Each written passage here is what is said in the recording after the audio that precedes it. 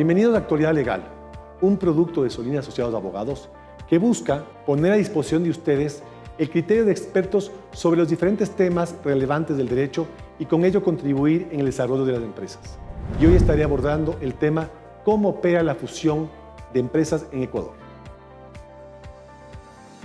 Ventajas de las fusiones en empresas: mayor presencia en el mercado a través de expansión, sinergias de negocio administrativas y operativas, reducción de costos y eficiencia en el gasto, mejoramiento en indicadores financieros de la empresa, acceso a nuevos recursos, control de la cadena de suministro, innovación en nuevos servicios y productos.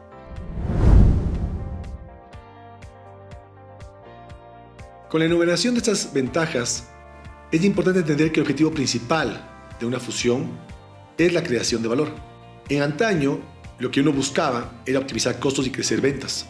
Pero esto ya no es lo único que se debe hacer, sino que además se debe buscar ventajas competitivas. Y para eso las fusiones son un instrumento idóneo, ya que permite generar complementariedad, logrando crecimientos significativos, porque potencias las sinergias en procesos y costos, y además creas valor a través de actividades sostenibles.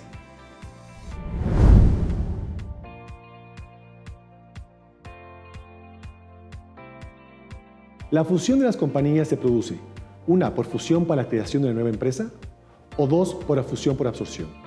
Y dentro de estas opciones, la ley establece algunos tipos de fusiones: fusión abreviada, fusión inversa, fusión transfronteriza y operaciones combinadas.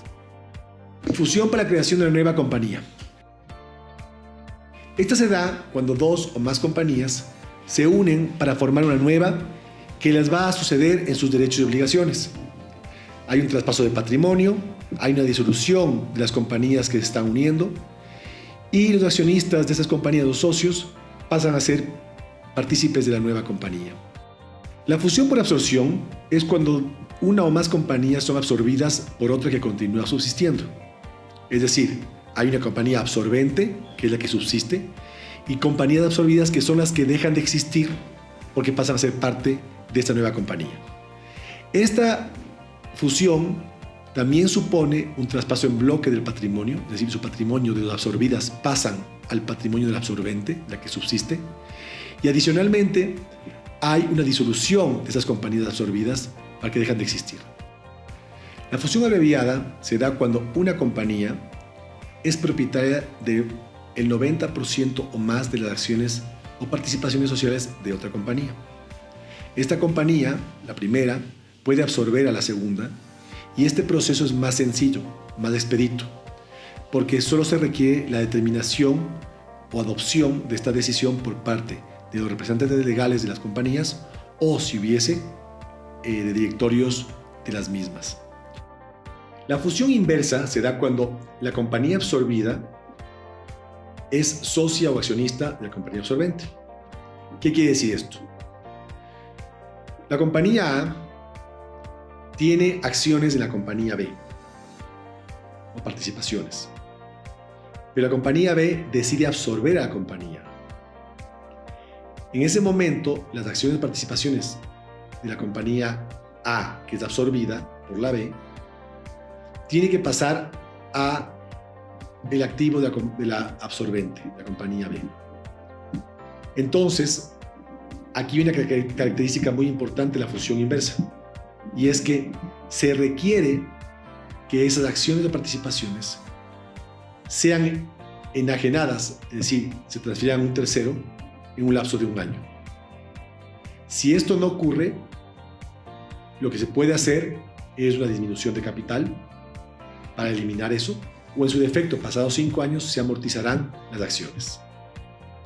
La fusión transfronteriza se da cuando una o más compañías extranjeras se fusionan con una o más compañías ecuatorianas, con el fin de establecerse y operar en Ecuador con una compañía nacional. Las compañías absorbidas deberán cancelarse en su país de origen. Podrán participar en este tipo de fusiones compañías anónimas, encomienda por acciones y de responsabilidad limitada. Es importante recordar que ese tipo de fusiones tienen un mayor control para la superintendencia de compañías y deben ser aprobadas por este órgano de control, además de cumplir una serie de condiciones y de requisitos establecidos en la norma. Es importante comentar que las empresas extranjeras con sucursal en Ecuador que se fusionen tienen un régimen especial. Es así que cuando una compañía extranjera que abrió una sucursal en Ecuador es absorbida en el extranjero por otra compañía extranjera, no se cancelará el permiso de operación de la sucursal en Ecuador, sino que se calificará a la compañía que haya absorbido a la matriz y la sucursal de la compañía extranjera continuará operando en Ecuador bajo el control y denominación de la compañía que absorbió a esta compañía extranjera. Las operaciones combinadas se pueden realizar cuando entre sociedades han tomado la decisión de llevar a cabo actos societarios como la transformación, la fusión, la escisión, y se lo quiere realizar en un mismo acto con el fin de crear, absorber o transformar múltiples sociedades.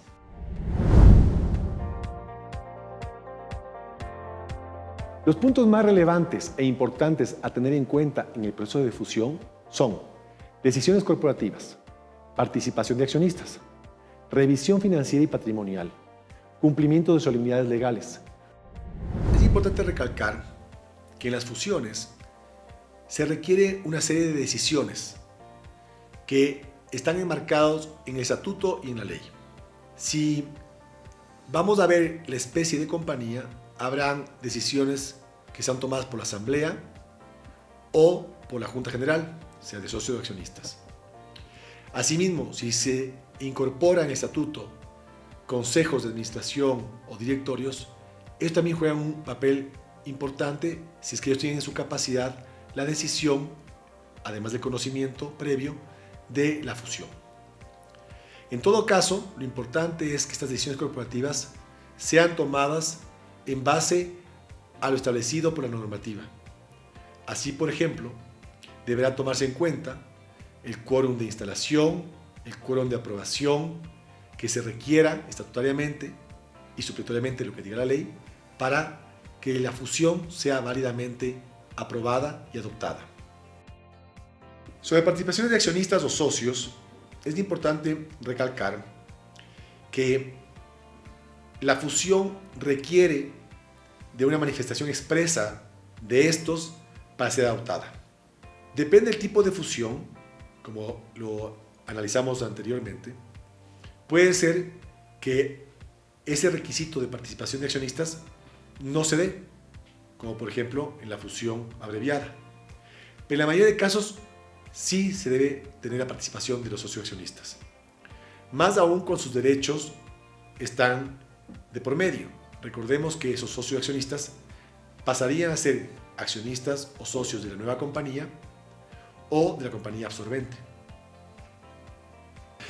Sobre el cumplimiento de solemnidades legales, hay que tener en cuenta que en el caso de la fusión se deberá sujetarse a las solemnidades establecidas por la ley para la fundación de la compañía según su especie. Así, si por ejemplo es una fusión entre sociedades por acciones simplificadas, muy probablemente la fusión se los lleve a cabo mediante un documento privado. No así en otro tipo de especies de compañías donde se va a requerir que se celebre escritura pública. Además de esto, se va a requerir la aprobación de este proceso de fusión por parte de la Superintendencia de Compañías y también del juez cuando corresponda. Por último, recordar que una solemnidad importantísima es la inscripción de este acto en el registro de sociedades cuando corresponda o en el registro mercantil. Como nota, dejar sentado que cuando existe bienes inmuebles dentro del proceso de fusión, sí o sí se debe celebrar una escritura pública y se debe además inscribir en el registro mercantil y de propiedad para que el bien inmueble quede registrado al nombre del nuevo titular. Con respecto a la revisión financiera y patrimonial, hay que tener en cuenta que la fusión supone el traspaso en bloque de los patrimonios. Por ende, es importante revisar previamente y analizar la situación financiera de las compañías que se van a fusionar, el estado consolidado de su situación financiera, que además deberá apalancarse en el resultado de la operación que se va a llevar a cabo con respecto a la fusión. Y todo esto debe ser presentado en la Junta o la Asamblea de Socios y Accionistas. También es importante tener en cuenta que la situación financiera deberá estar representada en documentación para ver la viabilidad de la fusión por parte de las compañías involucradas. Y esta información financiera debe ser compartida con la Superintendencia de Compañías. Esperamos, con esta información, aportar positivamente en la toma de decisiones relativas a la fusión de empresas. Los invitamos a futuros espacios que compartiremos con ustedes.